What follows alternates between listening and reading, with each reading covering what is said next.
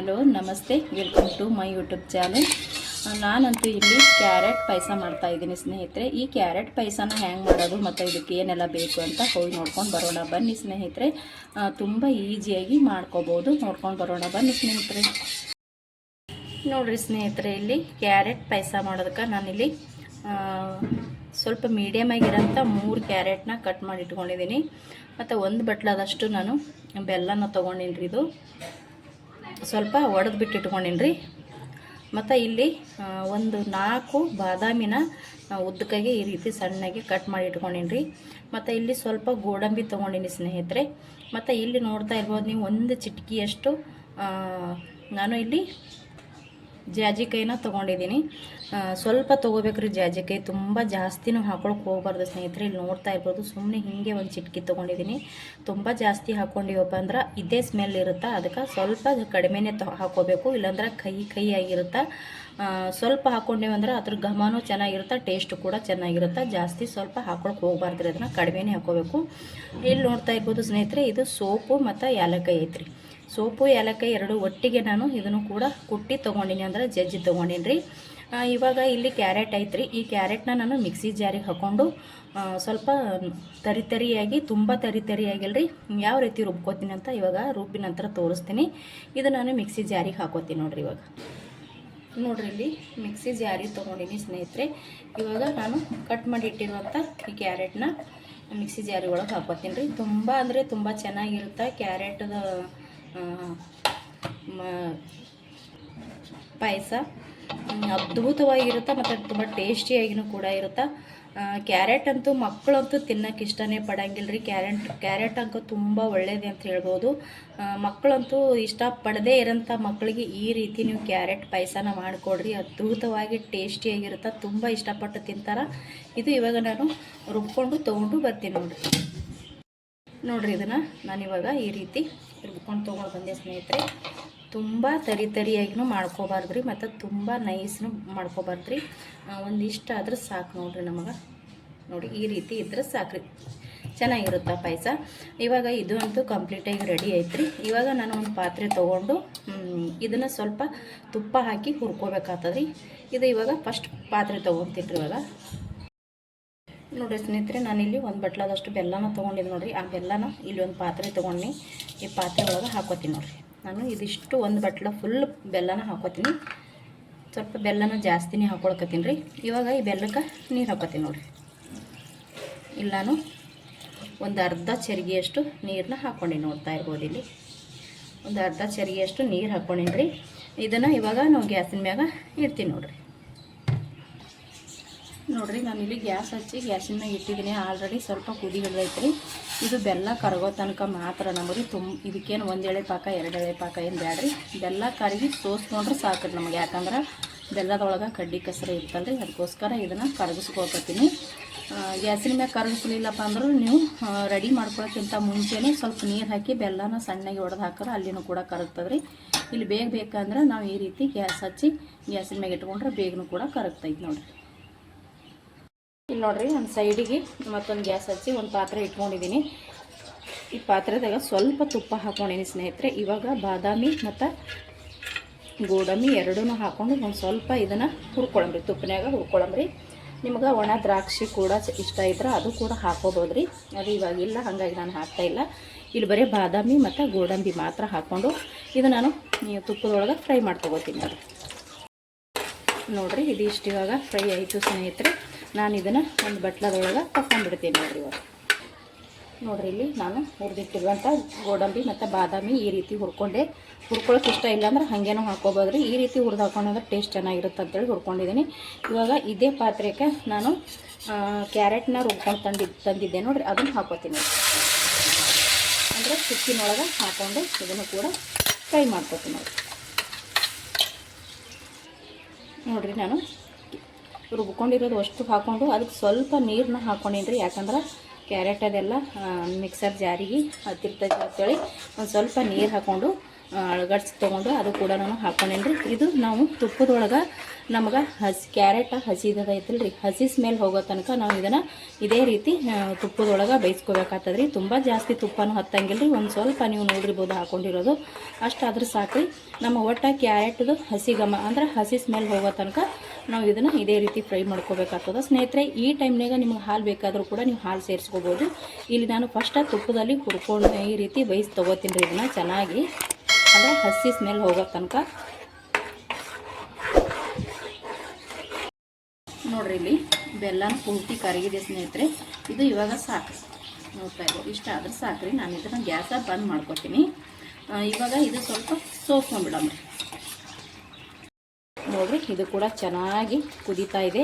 ಇದು ಕುದಿಸ್ಕೋಬೇಕ್ರಿ ಇದೇ ರೀತಿ. ಯಾಕಪ್ಪ ಅಂದ್ರೆ ಕ್ಯಾರೆಟ್ದು ಹಸಿ ಘಮ ಅಂದ್ರೆ ಹಸಿ ಸ್ಮೆಲ್ ಹೋಗೋ ತನಕ ನಾವು ಕುದಿಸ್ಕೋಬೇಕ್ರಿ. ಚೆನ್ನಾಗಿ ಕುದೀತಾ ಇದೆ ನೋಡ್ರಿ ಇದು.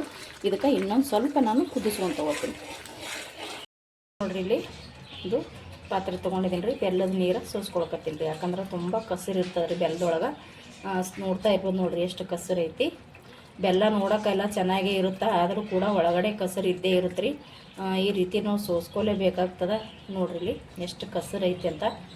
ಬೆಲ್ಲ ಮಾತ್ರ ನೋಡೋಕೆ ಚೆನ್ನಾಗಿ ಕಾಣಿಸುತ್ತೆ, ಆದರೆ ಒಳಗಡೆ ತುಂಬ ಕಸರು. ಇದಕ್ಕೆ ಸ್ವಲ್ಪ ನೀರು ಹಾಕೋತೀನಿ, ಯಾಕಂದ್ರೆ ಇಲ್ಲಿನೂ ಕೂಡ ಸಣ್ಣಗೆ ಹಳ್ಳನೂ ಹತ್ತಿರ್ಬೋದು ಅಥವಾ ಕಡ್ಡಿ ಕಸರನ್ನು ಹತ್ತಿರ್ತೈತ್ರಿ. ಅದು ಕೂಡ ಸ್ವಲ್ಪ ನೀರು ಹಾಕ್ಕೊಂಡು ಈ ರೀತಿ ಅದನ್ನು ನಾನಿಲ್ಲಿ ಸೋಸ್ಕೊಂಡು ತೊಗೊಂಡಿನಿ ನೋಡ್ರಿ. ಪುನಃ ನಾನು ಇದೇ ಪಾತ್ರೆಗೆ ಹಾಕೋತೀನಿ ರೀ. ಹೊಳ್ಳಿ ನಾನು ಪಾತ್ರೆ ಇಟ್ಟಿನಲ್ರಿ, ಅದೇ ಪಾತ್ರೆಗೆ ಇದನ್ನು ಹಾಕೋತೀನಿ. ಇದು ಇವಾಗ ರೆಡಿ ಐತ್ರಿ ನಮ್ಗೆ. ನೋಡ್ರಿ ಇದು ಚೆನ್ನಾಗಿ ಇವಾಗ ಕುದಿಯಕತ್ತೈತಿ ನೋಡ್ರಿ. ಇದು ಇವಾಗ ನಮ್ಗೆ ರೆಡಿ ಐತ್ರಿ ಸ್ನೇಹಿತರೆ. ನಾನು ಇದನ್ನು ಸೈಡಿಗೆ ಎತ್ತಿಟ್ಬಿಟ್ಟು ಇವಾಗ ಬೆಲ್ಲನ ಸೋಸಿಟ್ಟಿದ್ನಲ್ಲಿ ಅದೇ ಬೆಲ್ಲದ ನೀರನ್ನ ಇಟ್ಕೊಂಡಿದ್ದೀನಿ ನೋಡ್ರಿ. ಇವಾಗ ನಾನು ಅದೇ ಬೆಲ್ಲದ ನೀರನ್ನ ಇಟ್ಕೊಂಡಿದ್ದೀನಿ ರೀ ಸ್ನೇಹಿತರೆ. ಇವಾಗ ಇಷ್ಟೊತ್ತನ ಏನು ನಾನು ಕ್ಯಾರೆಟ್ನ ಕುದಿಸ್ಕೊಂಡು ತೊಗೊಂಡೆ ನೋಡಿರಿ, ಅದನ್ನು ಇವಾಗ ಹಾಕೋತೀನಿ. ಕಂಪ್ಲೀಟಾಗಿ ಇದನ್ನು ಚೆನ್ನಾಗಿ ಕುದ್ದಿದೆ ರೀ, ಇದು ಹಸಿ ಸ್ಮೆಲ್ ಹೋಗಿದೆ. ಇವಾಗ ಇದು ನೀಟಾಗಿ ನಾನು ಬೆಲ್ಲದ ನೀರಿಗೆ ಹಾಕೋಕತ್ತೀನಿ ನೋಡಿರಿ. ಹಾಕ್ಕೊಂಡು ಚೆನ್ನಾಗಿ ಕುದಿಸ್ಕೋಬೇಕು ರೀ ಸ್ನೇಹಿತರೆ. ಇದನ್ನು ಇದಿಷ್ಟು ನಾನು ಸವರಿ ಹಾಕೊಳ್ಳೋಣ ನೋಡಿರಿ. ಇದಿಷ್ಟು ನಾನು ಇವಾಗ ನೀಟಾಗಿ ಹಾಕ್ಕೊಂಡು ಸಕ್ಕತ್ತಾಗಿ ಘಮ ಬರಕತ್ತದ್ರಿ. ಅದರ ಬೇರೆ ತುಪ್ಪ ಹಚ್ಚಿ ಹುರಿದಿದ್ದೇವಲ್ರಿ, ಅದಕ್ಕೆ ಚೆನ್ನಾಗಿ ಘಮ ಬರ್ತಾ ಇದೆ. ಇದಕ್ಕೆ ನಾನು ಸೋಪು ಮತ್ತು ಜಾಜಿಕಾಯಿನ ಇಟ್ಕೊಂಡಿದ್ದೀನಿ ರೀ, ಅದು ಎರಡೂ ಒಟ್ಟಿಗೆ ಹಾಕೊಳಕತ್ತೀನಿ ನೋಡಿರಿ. ಜಾಜಿಕಾಯಿ ಮತ್ತು ಸೋಪು ಎರಡೂ ಹಾಕ್ಕೊಂಡೆ. ಮತ್ತು ಇವಾಗ ಸ್ವಲ್ಪ ತುಪ್ಪದಾಗ ಹುರಿದು ತೊಗೊಂಡಿದ್ದು ನೋಡಿರಿ, ಅದು ಕೂಡ ಸೇರಿಸ್ಕೊಳಕತ್ತೀನಿ. ಇದು ಇವಾಗ ನಾವು ಚೆನ್ನಾಗಿ ಕುದಿಸ್ಕೋಬೇಕು ರೀ.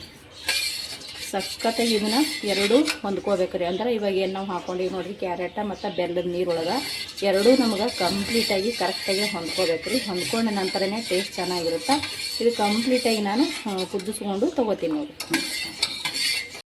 ನೋಡಿರಿ ಸ್ನೇಹಿತರಲ್ಲಿ. ಸಕ್ಕತ್ತಾಗಿ ಕುದೀತಾ ಇದೆ, ಅದ್ಭುತವಾಗಿ ಟೇಸ್ಟ್ ಆಗ್ಯದ್ರಿ ಸ್ನೇಹಿತರೆ. ತುಂಬ ಅಂದರೆ ತುಂಬ ಚೆನ್ನಾಗಿ ಘಮ ಕೂಡ ಬರ್ತಾ ಇದೆ. ನಾನಿಲ್ಲಿ ಒಂದು ಸ್ವಲ್ಪ ಕ್ಯಾರೆಟ್ನ ತಿಳುವಾಗಿ ಕಟ್ ಮಾಡಿ ಒಂದೆರಡು ಪೀಸ್ ಹಾಕ್ಕೊಂಡಿನಿ ರೀ ಕುದಿಯೋ ಟೈಮ್ನಾಗ. ಅದು ನಾನು ತೋರಿಸಲಿಲ್ಲ ನಿಮಗೆ, ನಾನು ಕಟ್ ಮಾಡಿ ಹಾಕ್ಕೊಂಡಿದ್ದೀನಿ. ಯಾಕಪ್ಪ ಅಂದ್ರೆ ಇದು ಪಾಯಸನ ಕುಡಿತಾ ಇರಬೇಕಾದ್ರೆ ಚೆನ್ನಾಗಿರುತ್ತೆ, ಬಾಯಲ್ಲಿ ಸಿಕ್ಕರೆ ಚೆನ್ನಾಗಿರುತ್ತೆ ಅಂತ ಹೇಳ್ಬಿಟ್ಟು ಹಾಕ್ಕೊಂಡಿದ್ದೀನಿ. ಇದು ನೀವು ಇಲ್ಲಿ ನೋಡ್ತಾ ಇರ್ಬೋದು ಸ್ನೇಹಿತರೆ. ನಿಮಗೆ ತುಂಬ ಗಟ್ಟಿ ಬೇಕಪ್ಪ ಅಂದ್ರೆ ನೀವು ನೀರನ್ನ ಸ್ವಲ್ಪ ಕಡಿಮೆನೇ ಹಾಕ್ಕೊಂಡು ಮಾಡ್ಕೊಳ್ಳಿ. ಮತ್ತು ಇದೇ ರೀತಿ ಬೇಕಪ್ಪ ಅಂದ್ರೆ ನೀವು ಸ್ವಲ್ಪ ನೀರು ಜಾಸ್ತಿ ಹಾಕ್ಕೊಂಡು ಮಾಡ್ಕೋಬೋದು ಸ್ನೇಹಿತರೆ. ಇಲ್ಲಿ ನಾನು ಸ್ವಲ್ಪ ಇದನ್ನು ಕ್ಲೀನೇ ಮಾಡ್ಕೊಂಡಿದ್ದೀನಿ. ಯಾಕಪ್ಪ ಅಂತಂದ್ರೆ ನನ್ನ ಮಕ್ಕಳಂತೂ ಜ್ಯೂಸ್ ಥರ ಕುಡಿತಾರೆ ಇದನ್ನು, ಹಾಗಾಗಿ ನಾನಿಲ್ಲಿ ಸ್ವಲ್ಪ ಕ್ಲೀನೇ ಮಾಡ್ಕೊಂಡಿದ್ದೀನಿ. ನಿಮಗೆ ತಿಳಿ ಇಷ್ಟ ಇಲ್ಲಾಂದ್ರೆ ನೀವು ನೀರು ಸ್ವಲ್ಪ ಹಾಕೊಂಡ್ರೆ ಸಾಕು, ಗಟ್ಟಿ ಆಗಿಬಿಡ್ತಾರೆ ಇದು. ಇವಾಗ ನೋಡಿರಿ ಸ್ನೇಹಿತರೆ, ಅದ್ಭುತವಾಗಿ ರೆಡಿ ಆಗ್ತಾ ಇದೆ, ಕುದೀತಾ ಇದೆ. ಘಮ ಅಂತೂ ಸಕ್ಕತ್ತಾಗಿ ಬರ್ತದೆ. ಏಲಕ್ಕಾಯಿದು ಮತ್ತು ತುಪ್ಪನಲ್ಲಿ ಹುರಿದಿರುವಂಥ ಗೋಡಂಬಿ ಬಾದಾಮಿ ಇದು ನೋಡ್ತಾ ಇರ್ಬೋದು. ಇಲ್ಲಿ ಸಕ್ಕತ್ತಾಗಿದೆ ಇದು ಸ್ನೇಹಿತರೆ. ಇದು ಬೆಲ್ಲ ಇಷ್ಟ ಇಲ್ಲ ಅನ್ನೋರು ನೀವು ಸಕ್ಕರೆ ಕೂಡ ಹಾಕ್ಕೊಂಡು ಮಾಡ್ಕೋತಾರೆ. ಇದನ್ನು ಸಕ್ಕರೆ ಕೂಡ ಹಾಕ್ಕೊಂಡು ಮಾಡ್ಕೋಬೋದು, ಅದು ಕೂಡ ಚೆನ್ನಾಗಿರುತ್ತೆ. ಸಕ್ಕರೆಕ್ಕಿಂತ ಬೆಲ್ಲ ಒಳ್ಳೇದಂತೇಳಿ ನಾನಿಲ್ಲಿ ಬೆಲ್ಲನ ಸೇರಿಸಿ ಕ್ಯಾರೆಟ್ ಪಾಯಸನ ಮಾಡ್ಕೊಂಡಿದ್ದೀನಿ. ಇವಾಗ ಇದು ರೆಡಿ ಆಯ್ತು ರೀ ಸ್ನೇಹಿತರೆ. ಇದು ಇವಾಗ ನಾನು ಗ್ಯಾಸ್ನ ಬಂದ್ ಮಾಡ್ಕೋತೀನಿ ರೀ. ಗ್ಯಾಸ್ನ ನಾನು ಬಂದ್ ಮಾಡ್ಕೊಂಡೆ ರೀ. ಇದನ್ನು ಸ್ವಲ್ಪ ನಾನು ತಣ್ಣಗಾಲಕ್ಕೆ ಬಿಡ್ತೀನಿ. ತುಂಬ ಜಾಸ್ತಿ ತಣ್ಣಗಾಲಕ್ಕೆ ಬಿಡಬಾರ್ದು ರೀ, ಸ್ವಲ್ಪ ಬಿಟ್ಟು ಇದಕ್ಕೆ ನಾನಿಲ್ಲಿ ಒಂದು ಸ್ವಲ್ಪ ಹಾಲನ್ನ ಸೇರಿಸೋದೈತ್ರಿ. ಹಾಗಾಗಿ ನಾನು ಗ್ಯಾಸ್ನ ಬಂದ್ ಮಾಡ್ಕೊಂಡಿದ್ದೀನಿ. ಇವಾಗ ನೋಡಿರಿ ಸ್ನೇಹಿತರೆ, ಇದು ಸ್ವಲ್ಪ ನಾನು ತಣ್ಣಗಾಲಕ್ಕೆ ಈ ರೀತಿ ಒಂದು ಚಮಚನ ತೊಗೊಂಡು ತಿರುಗ್ತಾ ಇದ್ದೀನಿ. ಸ್ನೇಹಿತರೆ, ಇದು ಹೆಂಗೆ ತಣ್ಣಗಾಗ್ತಾ ಬರುತ್ತಾ ಹಂಗೆ ಇದನ್ನು ಗಟ್ಟಿ ಆಗ್ತಾ ಬರುತ್ತೆ ರೀ ಪಾಯಸ. ಇದು ಕ್ಯಾರೆಟ್ ಪಾಯಸ ಗಟ್ಟಿ ಆಗ್ತದೆ ರೀ, ತುಂಬ ಗಟ್ಟಿ ಏನಿಲ್ಲ ರೀ. ನೋಡ್ತಾ ಇರ್ಬೋದು ಇಲ್ಲಿ ಗಟ್ಟಿ ಆಗ್ತಾಯಿದೆ. ಇದು ಎಷ್ಟು ತಣ್ಣಗಾಗ್ತದೆ ಅಷ್ಟು ಗಟ್ಟಿ ಹಾಕೋತ ಬರ್ತದೆ. ಅದಕ್ಕೆ ಒಂದು ಸ್ವಲ್ಪ ನಾನಿಲ್ಲಿ ತಿಳಿ ಮಾಡ್ಕೊಂಡಿದ್ದೀನಿ. ಅದ್ರಾಗ ಬೇರೆ ಸ್ವಲ್ಪ ಮಾಡಿದ್ರಲ್ರಿ ಬೇಗನೆ ಖಾಲಿ ಆಗಿಬಿಡುತ್ತಾ. ಇವಾಗ ನೋಡಿರಿ, ನಾನಿಲ್ಲಿ ಕಾಸಿ ಆರಿಸಿರುವಂಥ ಹಾಲನ್ನ ತೊಗೊಂಡಿದ್ದೀನಿ ರೀ. ಇದಕ್ಕೆ ನಾನು ಹಾಲನ್ನ ಹಾಕೋತೀನಿ ರೀ. ಯಾಕಪ್ಪ ಅಂದ್ರೆ ಟೇಸ್ಟ್ ಅಂತೂ ಚೆನ್ನಾಗಿರುತ್ತೆ. ಅದಕ್ಕೋಸ್ಕರ ಸ್ವಲ್ಪ ಇಲ್ಲಿ ಒಂದು 2 ಸ್ಪೂನಷ್ಟು ಹಾಲನ್ನ ಹಾಕೊಳ್ಕೊತೀನಿ ನೋಡಿರಿ ಇಲ್ಲಿ ಸಾಕ್ರಿ. ಟೇಸ್ಟ್ ಅಂತ ಸ್ವಲ್ಪ ಚೆನ್ನಾಗಿರುತ್ತೆ ಅಂತೇಳಿ ಒಂದು 2 ಸ್ಪೂನ ನಾನಿಲ್ಲಿ ಹಾಲನ್ನ ಹಾಕ್ಕೊಂಡಿದ್ದೀನಿ ನೋಡಿರಿ. ಅದು ಗ್ಯಾಸ್ ಆರಿದ ನಂತರನೇ ಹಾಕೋಬೇಕು ರೀ. ಇವಾಗ ಇದು ಕಂಪ್ಲೀಟಾಗಿ ರೆಡಿ ಆಯ್ತು ನೋಡಿರಿ ಸ್ನೇಹಿತರೆ. ಇದನ್ನು ನಾನು ಒಂದು ಬೌಲಿಗೆ ತಗೊಂಡ್ಬಿಡ್ತೀನಿ ರೀ. ನೋಡಿರಿ, ನಾನು ಇಲ್ಲೊಂದು ಬೌಲ್ ತೊಗೊಂಡಿನಿ. ಈ ಬೌಲಿಗೆ ನಾನು ಮಾಡಿಟ್ಟಿರುವಂಥ ಪಾಯಸನ ಹಾಕೊಳ್ಕತ್ತೀನಿ ನೋಡಿರಿ ಸ್ನೇಹಿತರೆ. ತುಂಬ ಅಂದರೆ ತುಂಬ ಚೆನ್ನಾಗಿರುತ್ತೆ ರೀ. ಟೇಸ್ಟ್ ಅಂತೂ ಅದ್ಭುತವಾಗಿರುತ್ತೆ ಸ್ನೇಹಿತರೆ. ನೋಡಿರಿ, ನಾನು ಒಂದು ಬೌಲಿಗೆ ಹಾಕ್ಕೊಂಡಿನಿ ಕ್ಯಾರೆಟ್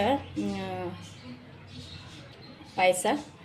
ಮತ್ತು ಸ್ನೇಹಿತರೆ, ಇದನ್ನು ತುಂಬ ಅಂದರೆ ತುಂಬ ಟೇಸ್ಟಿಕರ ಇರುತ್ತೆ. ಒಂದು ಸಲ ನೀವು ಕೂಡ ಟ್ರೈ ಮಾಡಿ ನೋಡಿರಿ, ಸಖತ್ತಾಗಿರುತ್ತೆ.